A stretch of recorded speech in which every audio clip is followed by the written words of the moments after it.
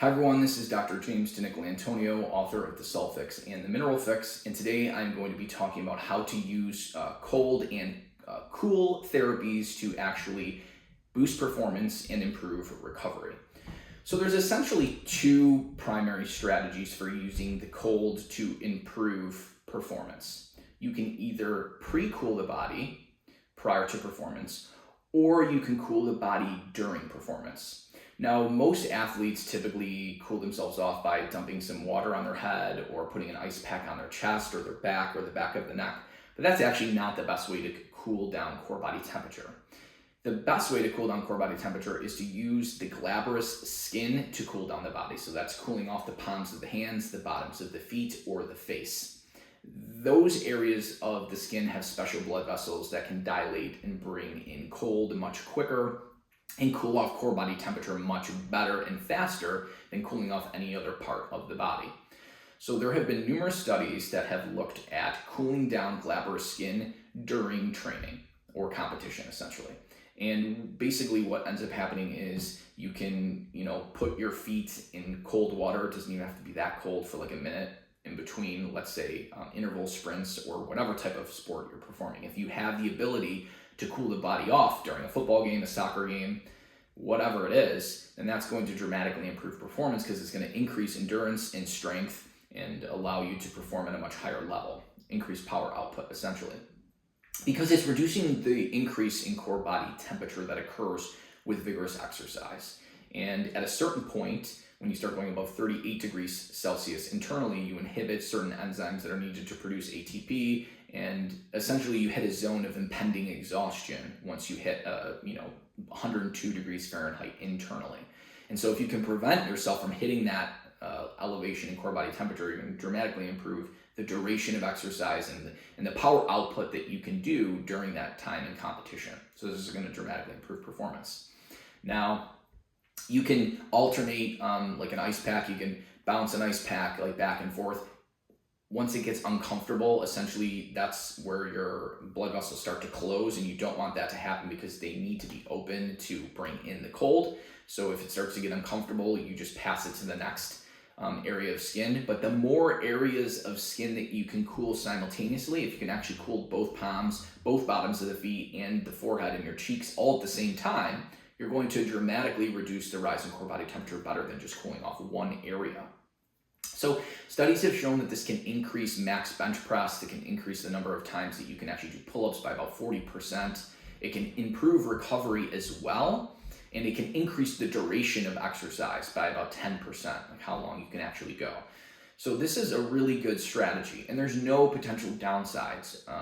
Whereas with pre-cooling, there can be some downsides, but there can actually be some upsides as well, because if you're not able to really cool the body during competition, like for example, your competition just doesn't let you do this. If you're, let's say, running a 5K, you're not going to really be able to have like an ice pack to pass back and forth between palms. So if you can pre-cool the body in an appropriate way and you don't drop core body temperature too much, that can actually also dramatically improve how long you can exercise and the power output that you can do per length of time.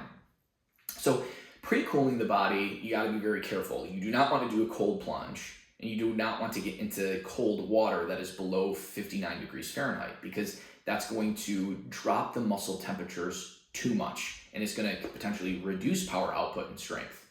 So what the evidence does show is that cool water immersion, essentially immerging the body either up to the waist or all the way up to the neck, in temperatures of between 64 and 84 degrees Fahrenheit is the best way to pre-cool the body. And then you do a 10-minute warm-up, and once you're warmed up, your organs and your core body temp is reduced so they can absorb more heat, and it's gonna take much longer to reach that critical core body temperature, which is gonna shut off performance. So most of the studies look at, or probably the best strategy in my opinion, is to set the water temperature to 84 Fahrenheit, and you slowly reduce the water temperature.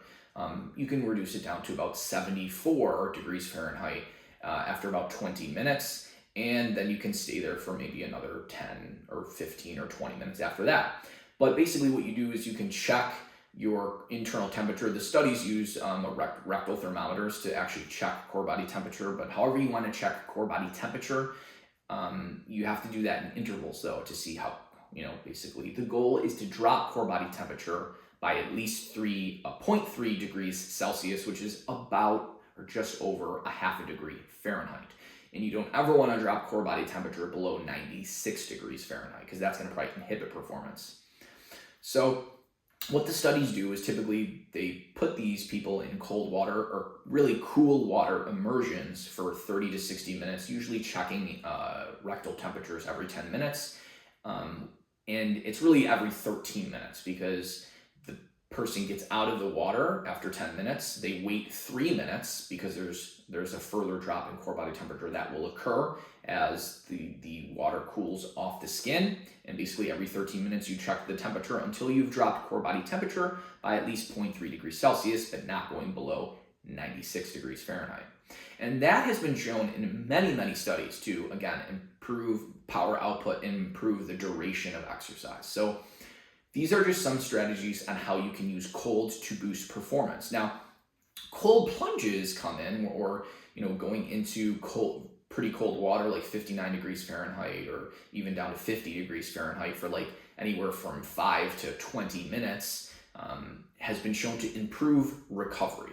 In other words, you're less sore the next day, you've gained back a lot of your strength faster, and this actually has been shown to work up to 72 hours. You recover quicker and you're stronger and you can train better. So if you're in an intense training camp, then actually cold plunges per se for up to 20 minutes, but really I would say even just like 5 minutes of cold plunging at a water temperature of 59 Fahrenheit essentially can help reduce delayed onset muscle soreness and again recover you better so you can perform the next day, or even out to 72 hours your performance during training is better. There is a potential small downside to cold plunging, and that is if you are like a bodybuilder or you're lifting weights, there are some small reductions in the adaptations that occur with, let's say, eccentric or concentric lifting when you do cold plunging or cold water immersion, because you're inhibiting some of the adaptations that will make you stronger later on. But again, you're able to train better the next day or even out to 72 hours. So you have to weigh those benefits. If you're not like a bodybuilder or a weightlifter, and you're someone that wants to keep training, you're like, let's say, a fighter or you're a runner, then cardiorespiratory fitness does not seem to be decreased with cold plunging. So these are some of the strategies that you can use in regard to using cold for improving performance and actually improving recovery. And this is all going to be covered in an upcoming book that I am authoring on how to improve athletic performance.